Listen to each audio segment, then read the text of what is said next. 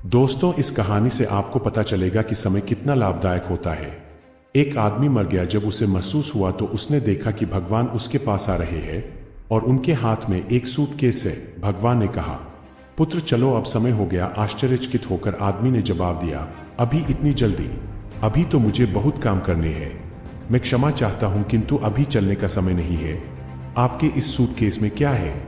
भगवान ने कहा, तुम्हारा सामान। आदमी अचंभित होकर बोला, मेरा सामान? आपका मतलब है कि मेरी वस्तुएं, मेरे कपड़े, मेरा धन? भगवान ने प्रत्युत्तर में कहा, ये वस्तुएं तुम्हारी नहीं है, ये तो पृथ्वी से संबंधित है। आदमी ने पूछा, मेरी यादें? भगवान ने जवाब दिया, वे तो कभी भी तुम्हारी नहीं थी, वे तो समय की थी। फिर तो ये मेरी बुद्धिमत्ता होंगी। भगवान ने फिर कहा, वह तो तुम्हारी कभी भी नहीं थी, वे तो परिस्थिति जन्य थी।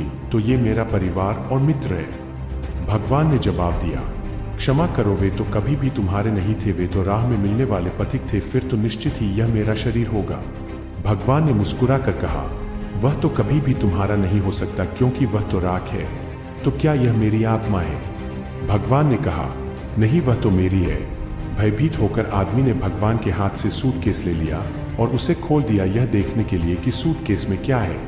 वह सूटकेस खाली था। आदमी की आंखों में आंसू आ गए और उसने कहा, मेरे पास कभी भी कुछ नहीं था। भगवान ने जवाब दिया, यही सत्य है। प्रत्येक क्षण जो तुमने जिया वही तुम्हारा था। जिंदगी क्षणिक है और वे ही क्षण तुम्हारे हैं।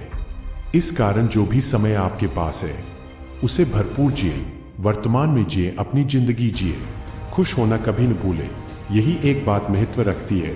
भौतिक वस्तुएं और जिस भी चीज के लिए आप यहाँ लड़ते हैं, मेहनत करते हैं, आप यहाँ से कुछ भी नहीं ले जा सकते हो। दोस्तों, अगर आपको यह कहानी अच्छी लगी हो तो प्लीज चैनल को सब्सक्राइब कर देना।